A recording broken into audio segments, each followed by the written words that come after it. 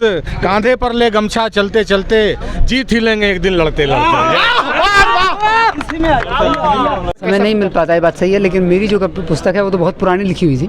नहीं, मेरे तो कई मित्र यूपीएससी में हिंदी मीडियम से सेलेक्ट हुए हैं। इनफैक्ट मैं जिस साल सेलेक्ट हुआ हूँ उस दिन निशांत जैन मेरे बहुत करीबी मित्र हैं, वो उस साल हिंदी माध्यम के टॉपर थे और ऑल इंडिया रैंक 13 थी उनकी। मेरी बचपन तक की पढ़ाई जो है वो हिंदी में हुई है, लेकिन उसके बाद मैंने IIT से इंग्लिश में ही पढ़ाई की। मैं दोनों ही रूप में बेहतर नहीं देख पाऊँ, दोनों में बहुत गुंजाइश है सुधार करने की। कप्तान श्री विनय तिवारी सर मौजूद है। सबसे IPS के रूप में क्या समय मिल पाता है इस पुस्तक को लिखना, या फिर एक लेखक या कवि मन में है तो उस पुस्तक के रूप में समय नहीं मिल पाता है, बात सही है, लेकिन मेरी जो पुस्तक है वो तो बहुत पुरानी लिखी हुई थी। मैंने ये मुझे लग रहा है 2015 के पहले तक की कविताएं थी, 16 तक की। उसका विमोचन हुआ है, बहुत समय से इसका विमोचन बाकी था, तो बहुत पहले ही मैंने लिखी हुई। सर, एक लोगों का सवाल है कि आजकल दिन प्रतिदिन हिंदी में सर UPSC मीडियम छात्रों जो है उनकी संख्या दिन प्रतिदिन घट रही है सर, उनके बारे में सर आपकी क्या? नहीं, मेरे तो कई मित्र यूपीएससी में हिंदी मीडियम से सेलेक्ट हुए हैं। इनफैक्ट मैं जिस साल सेलेक्ट हुआ हूँ उस दिन निशांत जैन मेरे बहुत करीबी मित्र हैं, वो उस साल हिंदी माध्यम के टॉपर थे और ऑल इंडिया रैंक 13 थी उनकी। तो ऐसा नहीं है, भाषा सिर्फ कम्युनिकेशन का, संवाद का एक जरिया है। आप सर आपकी पुस्तक के माध्यम से युवाओं को क्या संदेश देना चाहते हैं? पुस्तक के माध्यम से जो भी संदेश देना चाहते हैं वो पुस्तक में लिखे हुए हैं, चूँकि संदेश बहुत बृहद हैं, एक शब्द में कहना बहुत मुश्किल है उनको, तो मैं वो किसी और को संदेश देना नहीं चाहता, मैं तो अपने आप को संदेश देने के लिए लिखता हूँ। तो मैंने जो अपने आप को संदेश दिया है वही। नहीं, मेरा ऑप्शन हिंदी साहित्य नहीं था।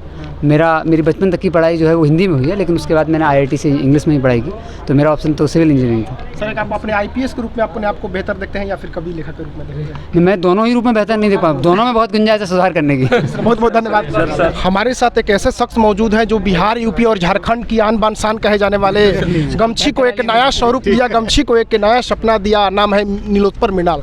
सर, पहली बार जब आपने अपनी पुस्तक यानी द डार्क हॉर्स को UPSC जैसे एग्जाम में देखा तो कैसा महसूस हुआ?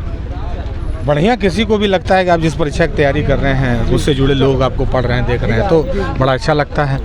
और यहाँ आके आरा के सबसे अच्छा लग रहा है, ये मेरे लिए एक बड़ा अनुभव है। आप देख रहे हैं युवाओं का इस तरह से कविता और किताब से जुड़ना, ये अपने आप में बहुत अद्भुत है, बहुत रोचक है। सर, देश में बहुत सारे ऐसे बुजुर्ग कवि भी हैं जो काफ़ी अनुभवी हैं, काफ़ी ज्ञानी हैं, लेकिन आपके साथ लगता है युवाओं को कि मृणाल भैया, नीलोत्पल भैया, वो इसलिए एक तो उम्र की बात है, दूसरी बात है कि आप जिनके लिए लिख रहे हैं, इनकी कहानी लिख रहे हैं, तो इनको अपनापन तो लगेगा ही, और यही अपने हैं। इन्हीं के कारण इस तरह का माहौल बना है कि हम लोग आज कविता और किताब के लिए ये दीवानगी देख रहे हैं। तो बहुत बहुत आभारी हूँ और बहुत बहुत प्यार यहाँ के युवाओं के लिए, और बार मिलने आऊँगा, बार बार यहाँ पढ़ने आऊँगा। क्या संदेश देना चाहते हैं? कुछ नहीं, बस कांधे पर ले गमछा चलते चलते जीत ही लेंगे एक दिन लड़ते लड़ते। आरा के ग्रीन हेवन रिसोर्ट में आरा के माननीय पुलिस कप्तान अपने पुस्तक का विमोचन करते हुए, और साथ में मशहूर कवि नीलोत्पल मृणाल।